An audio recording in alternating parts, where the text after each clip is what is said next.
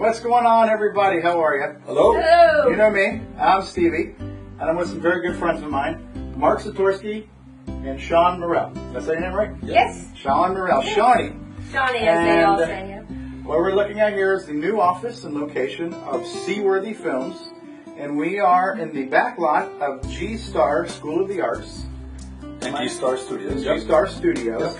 And Seaworthy Film, you're going to tell us all about it, but we're going to talk about Seaworthy Films. We're going to talk about their current projects, their future projects. And I just want to real quickly talk about Marc, our history. Marc and I have known each other for, trying to do the math, 13 years. 13 years. 2003 is when Marc and I met, and we met doing local comedy.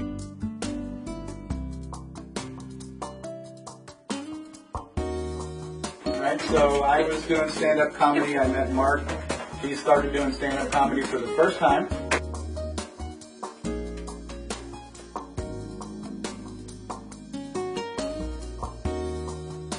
He's 13 years, Stevie. Sorry. Also an accountant. Marc's also an accountant. So, and we met each other a long time ago. We've remained friends. The thing I always remembered about Marc was just, being a lovable guy, being very funny, just having a certain spark and a certain energy that I always admired, and especially in the days of comedy, it was so rare to have real friends and to keep those friends for 13 years, as long as we've been doing that. So, so that's kind of how we started, and stand-up comedy evolved into sketch comedy.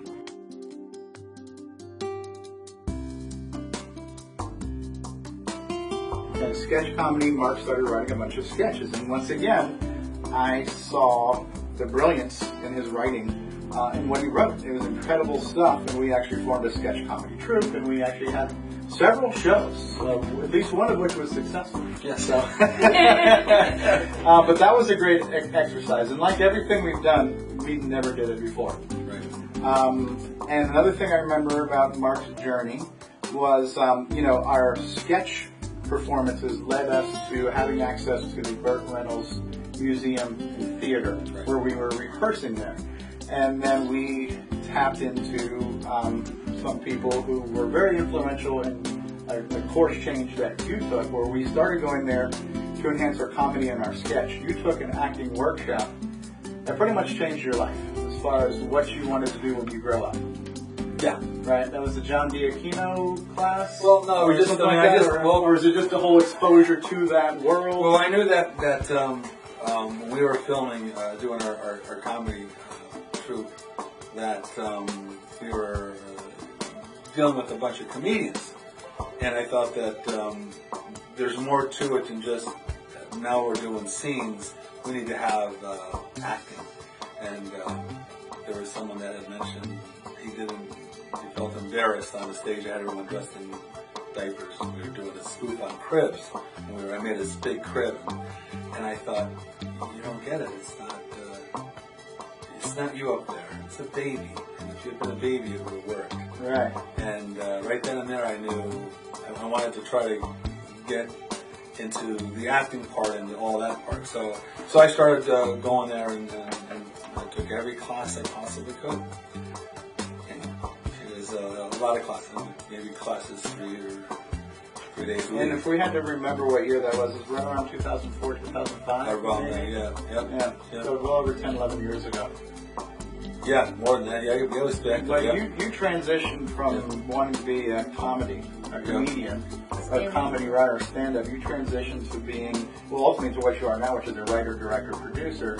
But I believe it was being exposed to the Burt Reynolds environment that really caused you to change direction. And what I've always admired about you is that you saw this vision, you had this light bulb go off above your head, and you've been following that light, and you haven't stopped following that light. And now, 11 years later, incredible things are happening, like season 2 of Tweet series.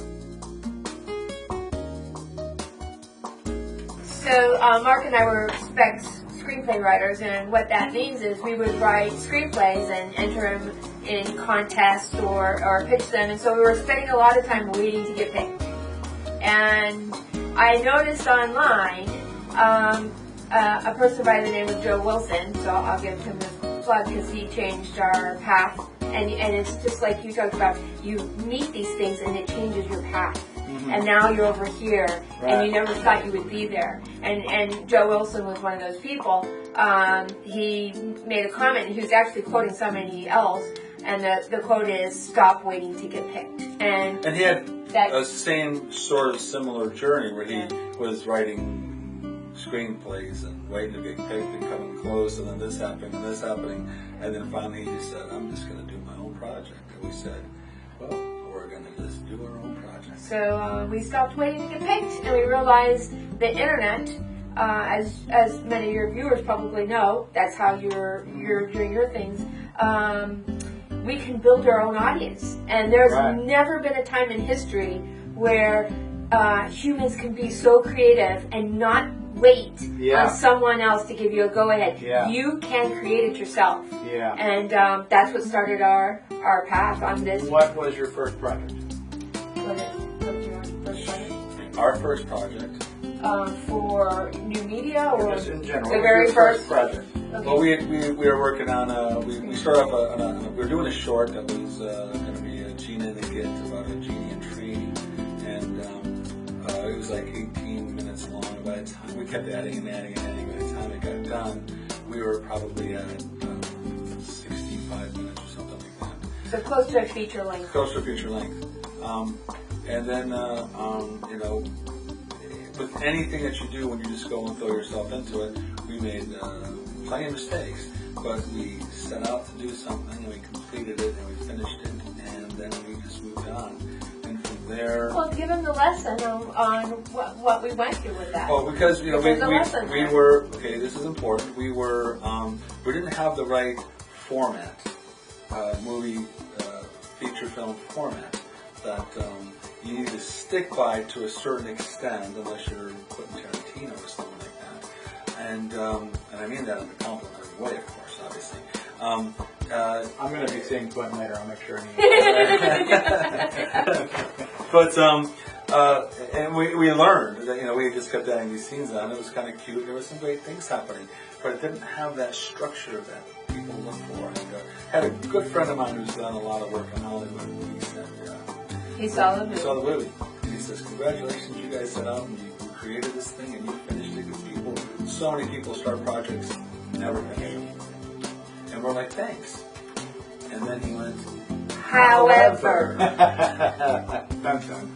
then he told us the things that we had done wrong and the things that we need to correct and the stuff that we need to learn. And then he said, Don't show it "Don't to you anybody. show it to anybody. We just finished filming it. We showed And it to instead of being our deflated, we looked at each other and said, "Okay, we'll do this." Now, was this before or after the premiere?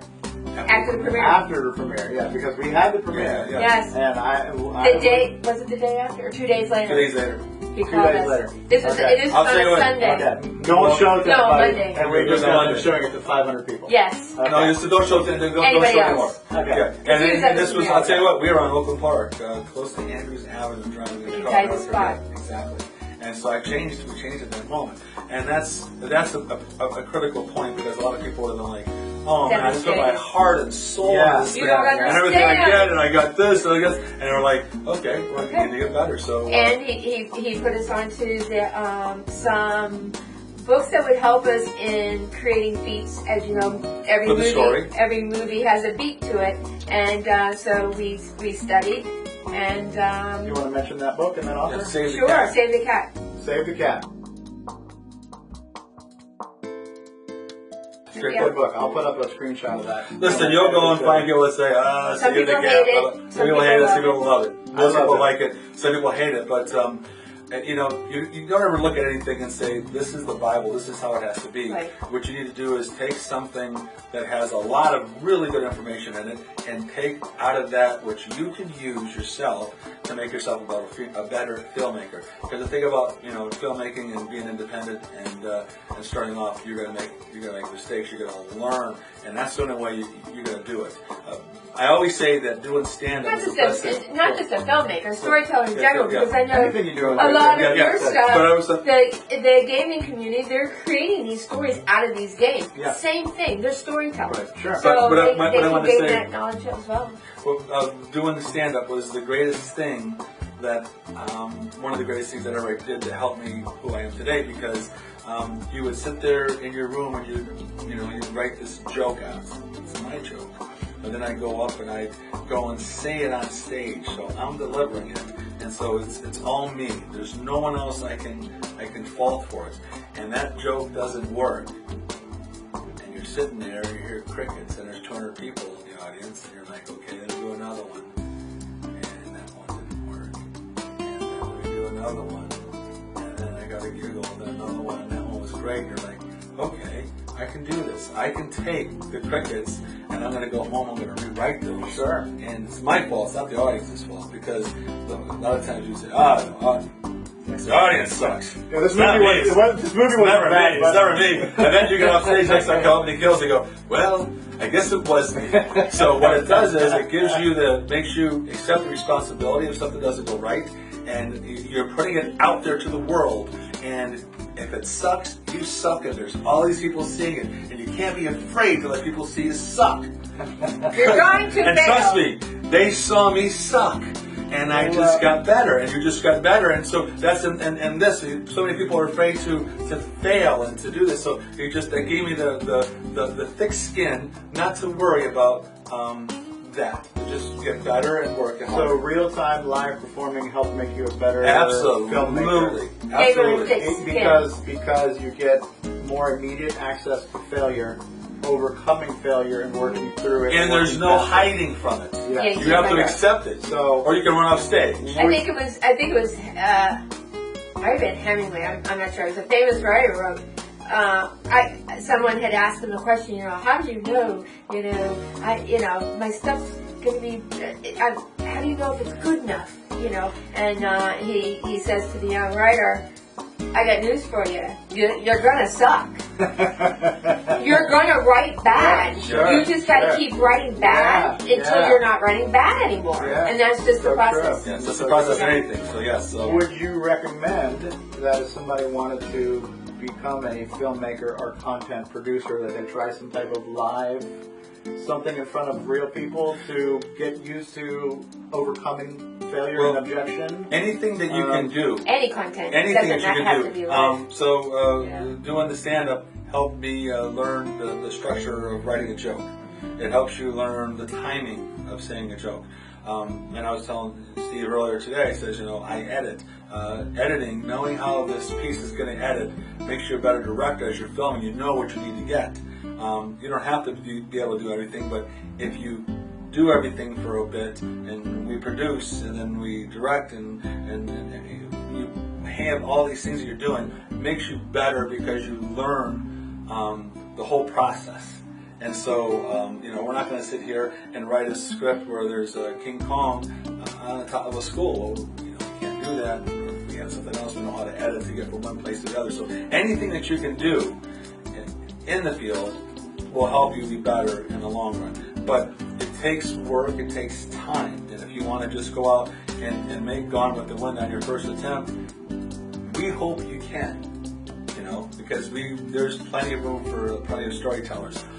But, don't set your sights so high and work your way and keep producing content. As we say, start small, keep moving, because you'll be overwhelmed. Yeah. Do a 3-minute film and then do a 5 and then do a 6 and grow. But just keep moving yourself forward. Just never stop and never quit, because quitting is the easiest thing. And man, it's tough to keep going for all these years. It's very, very, very difficult. So you just have to have it in here, and you just won't stop. So that's probably the most important thing. So Gina was your first feature length, Right? That we collaborated on together. Yeah. Okay. And I was fortunate enough. How many people do you think were at that premiere? 7,500,000 million people. I don't know. If I had to guess conservatively, I'd say 500 people. It was 500. It was 500 Something about that, yeah. It was totally full. It was. So I guess if you and I don't, if you're being humbling. you are being honest to a point, but the movie didn't suck. Is it the Hollywood formula like you mentioned? No, but it wasn't a sucky movie. But you premiered in front of 500 people, which is an accomplishment. You finished the movie. Incredible accomplishment. And those are tickets sold too. Yeah. Those weren't freebies. People paid to see it. And we had to pay for that. We had to pay for that, and then those tickets paid for the the honor for me was being able to introduce you at the opening of the thing. Now, of course, I didn't know you then. I didn't know Shawnie, and I didn't know Shawnie was part of the production either. So I kept saying, "Yeah, Marc has made this great movie, and this is Marc's film." And of course, now I can now publicly apologize to you. So I kind of told a similar story how Marc and I met. So it was cool for me because this was Marc's first big shining moment. You both of you, I've been saying Marc again, right? But it's your big shining moment. So it was great for me to be part of your journey. I saw you at the beginning of your journey. I saw you start from being a first-time stand-up comic. I saw you start to write sketches. I saw you get involved with the whole film. You've seen it all, exactly. I've been along for the journey, so it was an honor for me to be able to introduce you at the beginning of your first feature premiere in front of everybody. So that was a cool moment for me. And so yeah, that was cool. And I continue to be proud of you and everything you're doing. So Gina, and I liked that one, and I liked the rewrite because I read the rewrite of obviously 1,000 times better. And so fast forward, what were some of your projects post Gina, leading up to what's going on now and what's around the corner? I did ortho.